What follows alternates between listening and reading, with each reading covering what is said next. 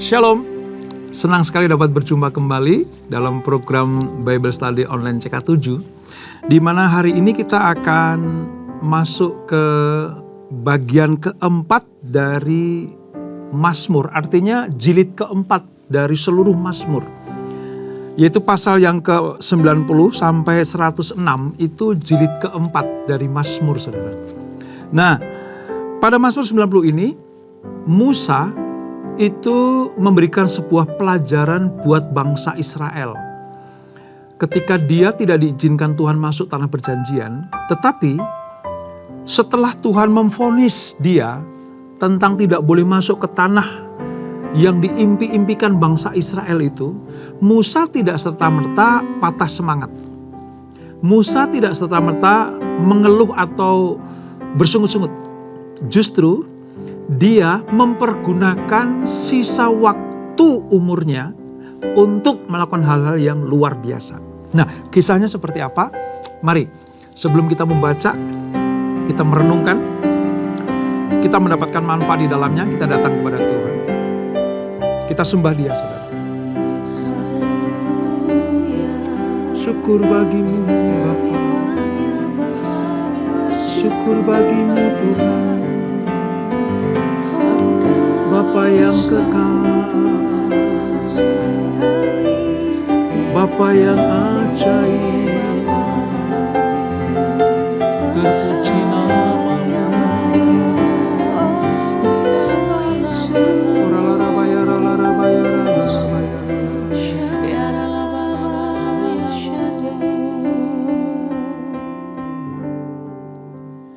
Ajar kami Tuhan menghitung hari-hari agar kami beroleh hati bijaksana.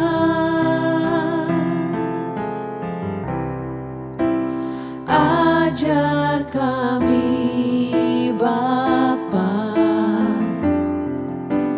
hidup dalam jalan-Mu, agar semua rencana-Mu digenapi.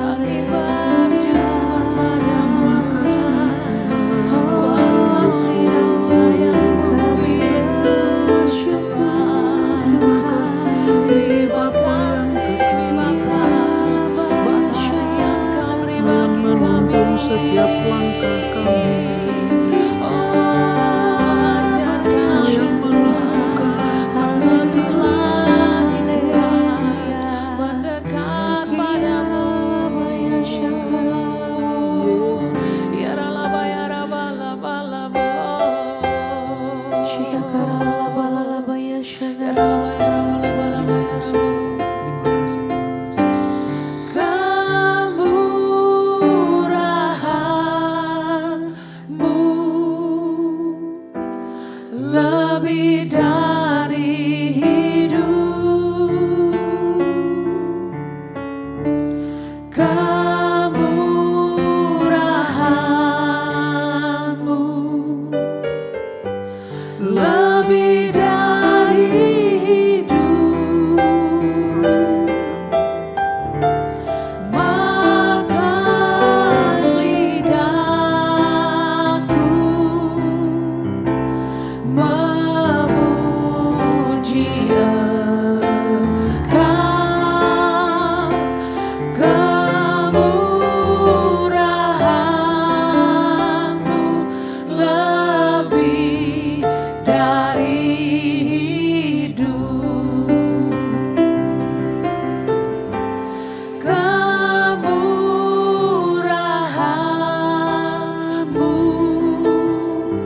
lebih dari hidup,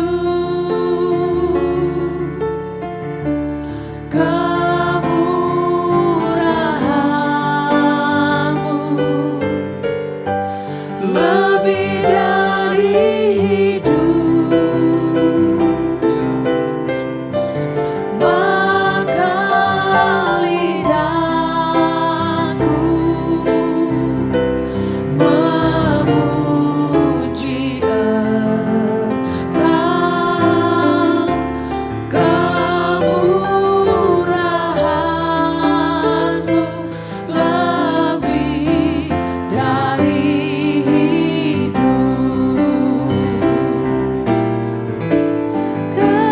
kemurahan-Mu lebih dari hidup,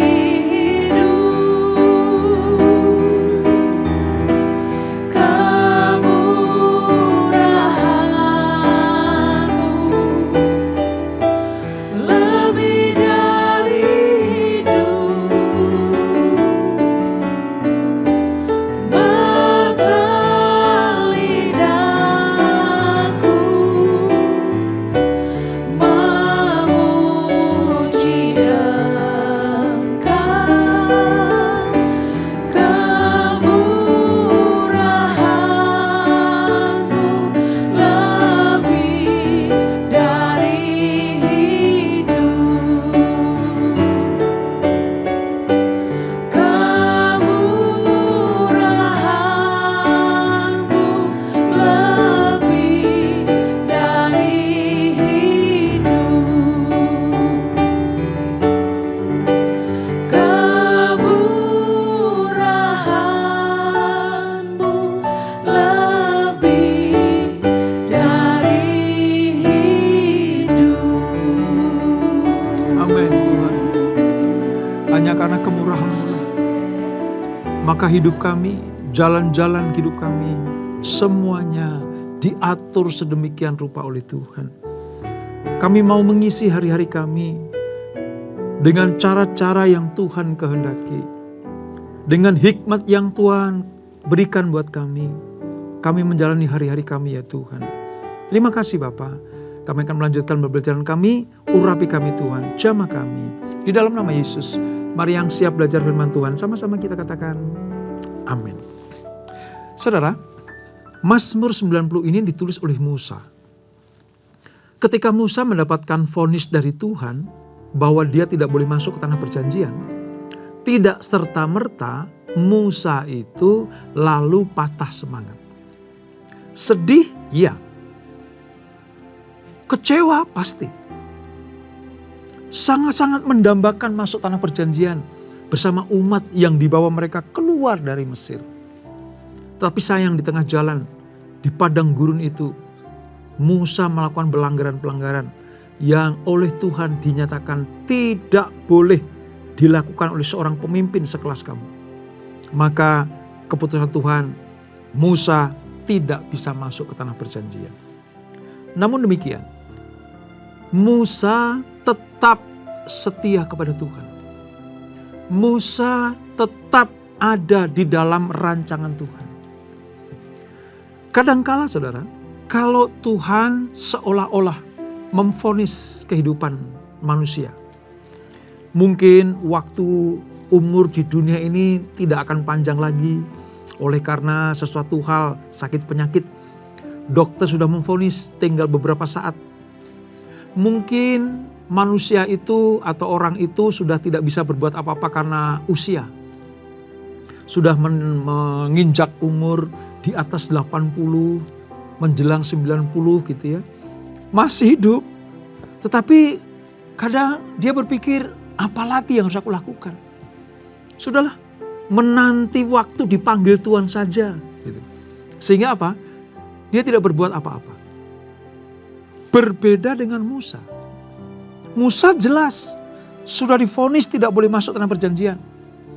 Mudah bagi Musa untuk kecewa. Mudah bagi Musa untuk ngambek sama Tuhan. Lalu ya sudahlah, kalian berangkat saja. Sudah, aku akan melanjutkan perjalanan bersama dengan engkau. Sudah, aku sampai di sini saja. Kalian terus berjalan menuju tanah perjanjian. Karena aku tidak boleh masuk ke sana. Bisa saja Musa seperti itu. Tapi ternyata tidak, saudara. Musa menunjukkan bagaimana kebesaran hati dan jiwanya. Sehingga Musa menjadi pemimpin yang sangat-sangat disukai bangsa Israel. Sepeninggalan dia, saudara, Musa betul-betul dijadikan pahlawan bagi mereka. Lewat Musa, hukum-hukum Allah disampaikan. Lewat Musa, bangsa Israel keluar dari Mesir. Lewat Musa, mereka bisa menikmati mujizat-mujizat Tuhan. Nah, hari ini kita belajar bagaimana doa seorang Musa ketika dia tahu tidak diperbolehkan masuk tanah perjanjian. Apa yang dilakukan oleh Musa? Mari kita baca ayat 1 sampai dengan ayat yang ke-17. Dari Mazmur pasal 90, Perjanjian Lama halaman sekitar 927. Demikian firman Tuhan. Judulnya Tuhan, Perteduhan Abadi. Atau Allah, tempat pelindungan yang kekal. Abadi dan kekal itu sama, saudara. Doa Musa, abdi Allah. Tuhan, Engkaulah perteduhan kami turun-temurun. Sebelum gunung-gunung dilahirkan, bumi dan dunia diperanakkan. Dari dahulu kala sampai selama-lamanya Engkaulah Allah. Engkau mengembalikan manusia kepada debu dan berkata, kembalilah hai anak-anak manusia. Sebab di matamu 1000 tahun sama seperti hari kemarin yang telah berlalu, atau seperti suatu giliran jaga di waktu malam. Engkau menghanyutkan manusia dalam tidurnya. Di pagi hari mereka seperti rumput yang akan binasa. Di waktu pagi bersemi dan bertumbuh. Di waktu petang lisut dan layu. Sungguh kami habis lenyap karena murkamu. Dan karena kobaran amarahmu kami menjadi gentar. Engkau menaruh kesalahan kami di hadapanmu. Bahkan yang tersembunyi pun dalam cahaya wajahmu. Sungguh segala hari kami berlalu karena gerammu. Kami menghabiskan tahun-tahun kami seperti keluh. Masa hidup kami 70 tahun. Jika kami kuat 80 tahun. Dan kebanggaannya hanyalah kesukaran dan penderitaan. Ya, sungguh cepat kami melayang lenyap. Siapakah yang mengenal kekuatan murkamu dan menyadari gerammu sehingga takut kepadamu? Ajarlah kami menghitung hari-hari kami supaya kami beroleh hati yang bijaksana. Kembalilah ya Tuhan, berapa lama lagi? Sayangilah hamba-hambamu. Kenyangkanlah kami di waktu pagi dengan kasih setiamu, supaya kami bersorak-sorai dan bersukacita sepanjang hidup kami. Buatlah kami bersukacita, seimbang dengan hari-hari Engkau menindas kami. Seimbang dengan tahun-tahun kami mengalami kesengsara. Biarlah perbuatanmu terlihat oleh hamba-hambamu, dan semarakmu oleh anak-anak mereka. Kiranya kemurahan Tuhan Allah kami turun ke atas kami, dan teguhkanlah perbuatan tangan kami. Ya, teguhkanlah perbuatan tangan kami. Saudara, ini adalah suatu pengakuan dari seorang Musa, pemimpin besar bangsa Israel. Allah yang memanggil, Allah yang memilih, Allah yang memberikan tugas dan kuasa kepada Musa. Bahkan lewat tanda-tanda yang ajaib, Musa melakukan hal-hal yang luar biasa. Tapi di tengah-tengah akhir masa kehidupannya, menjelang Musa dipanggil Tuhan, Musa menulis sebuah mazmur yang indah ini, mengingatkan buat bangsa Israel pada waktu itu, supaya Israel tahu Tuhan yang menetapkan kehidupan umatnya. Hari-hari, minggu demi minggu, bulan demi bulan, tahun demi tahun, Tuhanlah yang pegang kendali atas kehidupan umat pilihannya. Nah, doa di Mazmur 90 ini ditulis oleh Musa sementara 40 tahun ketika Allah membuat Israel mengembara di padang gurun sebagai hukuman atas ketidaksetiaan mereka. Apa kesalahan Israel di padang gurun? 1, bersungut-sungut. Karena mereka tidak membayangkan padang gurun itu seperti apa. Sehingga mereka ingin kembali ke Mesir. Yang kedua, mereka mulai tidak percaya kepada Tuhan. Yang ketiga, mereka mengatai-ngatai Musa. Kecewa kepada Musa, mengapa engkau mengeluarkan kami dari Mesir? Masih enak di Mesir daripada di padang gurun. Sungut-sungut mereka ini memang ditujukan kepada Musa, tapi sesungguhnya itu kepada Tuhan. Maka Allah betul-betul marah dan murka. Diputarlah bangsa Israel selama 40 tahun. Ini suatu angkatan orang Israel yang tidak taat. Dan mereka, generasi pertama yang keluar dari Mesir itu, mati di padang gurun. Tersisa 2 orang, Yosua dan Kaleb. Namun Musa luar biasa, memiliki hati bapa, memiliki hati seorang gembala, pemimpin sejati. Musa mengajarkan kepada bangsa Israel supaya mengakui bahwa Tuhanlah yang menentukan jalan hidup umatnya. Setelah mengakui tentang pelanggaran kesalahan mereka, Musa mengajak bangsa Israel untuk kembali kepada Tuhan. Lalu Musa mendoakan supaya pemulihan dan perkenanan Tuhan itu turun kembali kepada umat pilihan Allah ini. Nah, sedikit saudara, kita harus ketahui bahwa Musa pernah bersalah ketika di padang gurun itu. Kalau saudara ingat, kita belajar di kitab-kitab Bilangan, ya, kitab-kitab 5 Taurat Musa itu, kita Keluaran dan Bilangan, kita melihat bagaimana Tuhan betul-betul minta Israel itu hidup kudus. Makanya dia pakai ukuran kepada Musa itu harus betul-betul benar dan kudus. Melenceng sedikit, dihukum Tuhan. Dan terjadi saudara, Musa tidak diizinkan masuk ke tanah perjanjian. Kenapa? Karena melanggar kehendak Tuhan, melanggar kasih Tuhan, melanggar peraturan Tuhan. Namun ketika Musa tahu bahwa vonis dijatuhkan, Musa meminta kepada Tuhan supaya tetap menyertai. Mungkin kalau saya bisa katakan dengan bahasa sederhana begini saudara. Ya Tuhan, aku terima keputusanmu. Ini kata Musa. Ya Tuhan, aku terima pengadilanmu. Aku terima bahwa aku tidak diizinkan masuk tanah perjanjian. Tetapi sisa hidupku biarlah aku pergunakan dengan sebaik-baiknya. Itulah sebabnya aku minta hikmat daripadamu. Lalu Musa mendoakan bangsa Israel. Dan mengisi hari-hari sebelum Tuhan memanggil dia. Musa mempergunakan waktunya dengan luar biasa. Musa minta kepada Tuhan, berikan aku kebijaksanaan ya Tuhan. Berikan aku hikmat di dalam kehidupanku untuk mengisi hidupku, hari-hariku dengan hal-hal yang baik. Ayat 12 tadi saudara. Ajar kami menghitung hari-hari kami supaya kami beroleh hati yang bijaksana. Saudara tahu? Musa menuliskan Mazmur ini di penghujung hidupnya, kira-kira hampir umurnya 120 tahun. Karena umur Musa 120 tahun. 40 tahun pertama dia ada di istana Fir'aun. Dia diangkat kan menjadi anak Fir'aun di Mesir, lingkungan istana. Allah memanggil, Musa sadar bahwa dia bukan orang Mesir tapi orang Ibrani, maka dia keluar dari istana.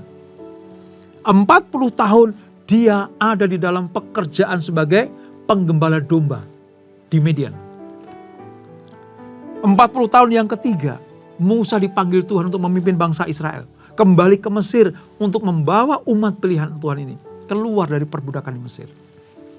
Dan dipercaya Mazmur 90 ini ditulis Musa menjelang dia berumur 120 tahun. Pertanyaannya begini saudara.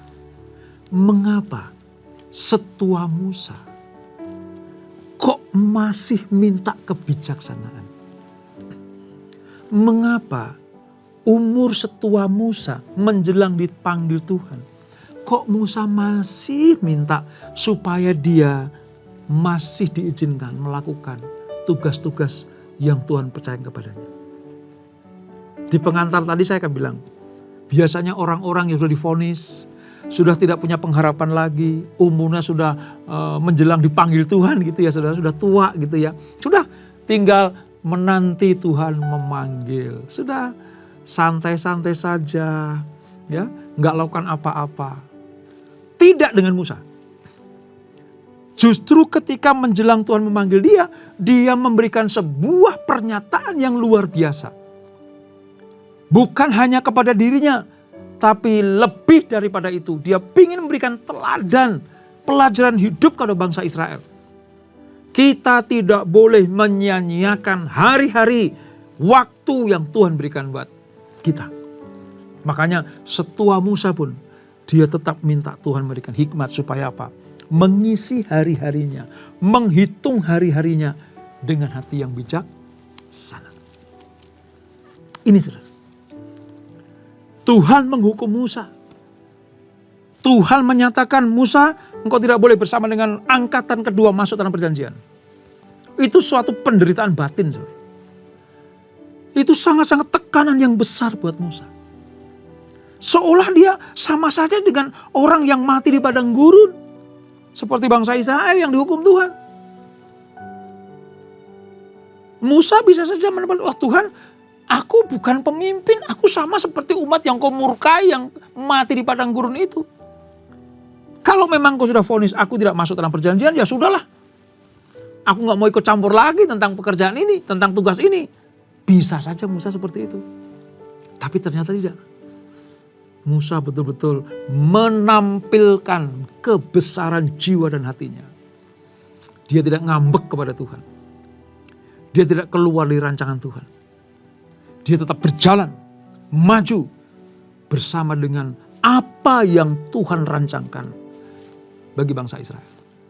Sampai pada titik manapun, ketika Tuhan mengizinkan Musa tetap hidup, dia akan lalui itu, dia akan tuju itu. Itu sebabnya kenapa Musa minta, berikan aku hati yang bijaksana untuk menghitung hari-hariku ini. Musa menyadari bahwa Tuhanlah yang memegang kendali dan menentukan umur. Allah memberikan kesempatan kepada umatnya, termasuk saudara saya, juga Musa. Dia yang menentukan kapan kita lahir. Dia yang memilih kita, memanggil kita, melakukan tugas-tugas apa yang Tuhan embankan buat kita. Dia juga yang menentukan kapan selesai tugasnya, kapan umurmu selesai. Di hadapan Allah, manusia yang fana, yang terbatas ini, kita hanya hidup oleh karena anugerah Tuhan. Oleh sebab itu, jangan sia-siakan hari-harimu, waktu-waktumu, umurmu di dunia ini. Kalau Tuhan masih berikan umur buat kita, Tuhan belum selesai dengan kita. Nah, kalau Tuhan belum selesai dengan kita, ya jangan selesai. Pergunakanlah waktu yang ada. Tidak boleh kita memberikan waktu dengan sia-sia. Apalagi tidak melakukan apa-apa. Dan yang utama adalah pergunakan waktu untuk mempermuliakan nama Tuhan. Musa sangat sadar di tengah kefanaan hidupnya, dia pengen mendapatkan perkenanan Tuhan supaya hidupnya berkualitas, dipergunakan untuk kemuliaan Tuhan.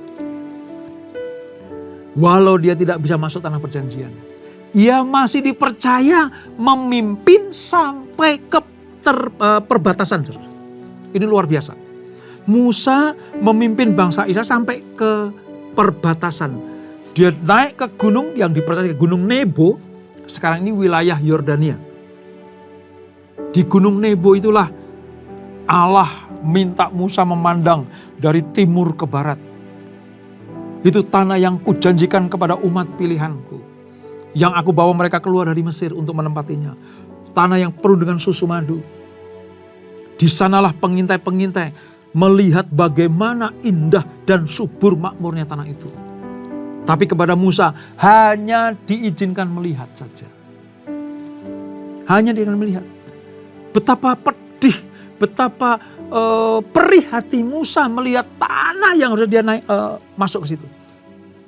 Tetapi kepedihannya, kekecewaannya, keputusasaan yang hampir saja merenggut hatinya, dia tepiskan itu. Dia buang jauh-jauh. Dengan cara apa? Musa bertekad untuk mengisi hari-harinya yang tersisa bagi kemuliaan nama Tuhan. Wow. Saya ketika membaca ini saudara, saya tahu salah satu segi kehidupan Musa bagaimana dia tidak putus asa ketika divonis oleh Tuhan. Karena Musa tahu umat ini milik Tuhan. Tanah perjanjian milik Tuhan. Semua yang ada di depan Musa adalah milik Tuhan. Termasuk dirinya sendiri adalah milik Tuhan. Nah, orang yang sadar akan hal ini, bahwa segala sesuatu adalah milik Tuhan, ya keputusan Tuhan harus kita terima. Vonis Tuhan, keputusan Tuhan itu harus kita terima dan aminkan. Kalau toh itu mengecewakan kita, ya kita ubah menjadi hal-hal yang positif.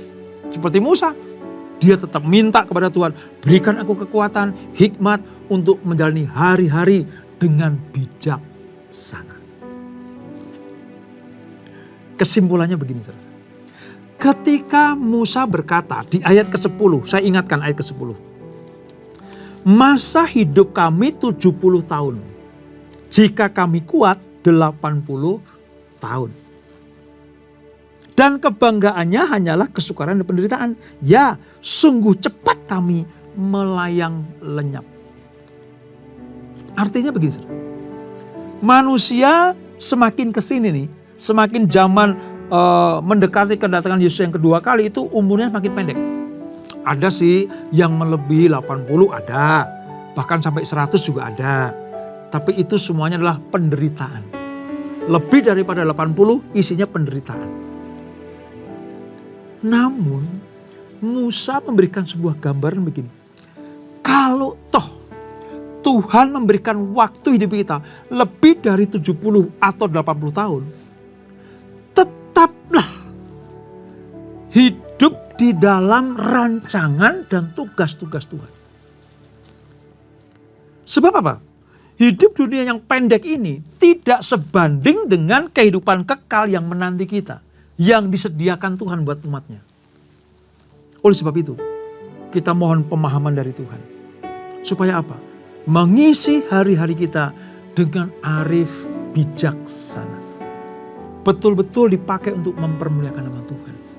Mempersembahkan hidup kita, mempersembahkan tubuh kita, termasuk mempersembahkan waktu kita hanya kepada Tuhan.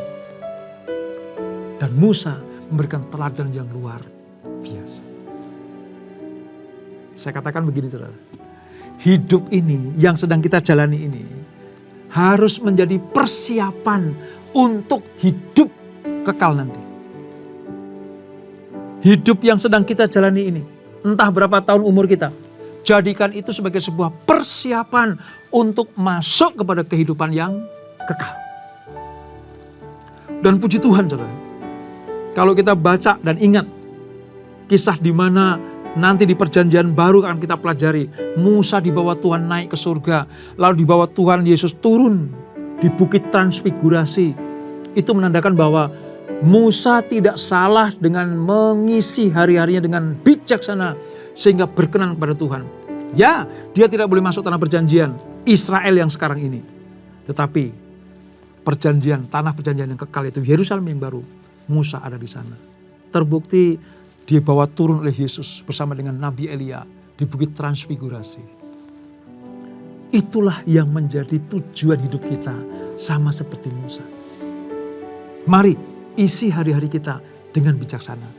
Dalam takut akan Tuhan, hidup dalam kebenaran, layani Tuhan dan sesama. Maka Tuhan pasti akan berkenan kita semuanya. Dan itulah Mazmur 90. Kita berdoa. Bapa, terima kasih. Kami diingatkan, masa hidup kami adalah 70 atau 80 lebih. Ya, tetapi itu semuanya adalah sementara. Musa memberikan gambaran buat kami semuanya. Ada waktu kekal yang menanti kita, yaitu kehidupan yang kekal. Oleh sebab itu, masa-masa hidup kami di dunia ini, kami jadikan sebagai masa persiapan untuk masuk kepada kehidupan yang kekal. Yang tidak ada batas tahun-tahunnya itu. Ada sukacita kekal, kemuliaan kekal, sorak-sorai kekal di surga yang Tuhan sediakan. Oleh sebab itu Bapa, seperti Musa berdoa, minta kebijaksanaan untuk menghitung hari-hari, menjalani hari-hari dalam perkenan Tuhan. Demikianlah kami minta kebijaksanaan dari Tuhan. Supaya kami boleh mengisi hari-hari kami dengan hal-hal yang berkenan kepada Tuhan. Berkati kami semuanya. Berkati yang join Bible Study Online CK7 ini. Berkati kehidupan kami. Terpuji namamu selama-lamanya. Sebelum kami berpisah, kami siapkan hati kami terima berkat yang daripadamu. Kekasih-kekasih Kristus arahkan hatimu pada Tuhan.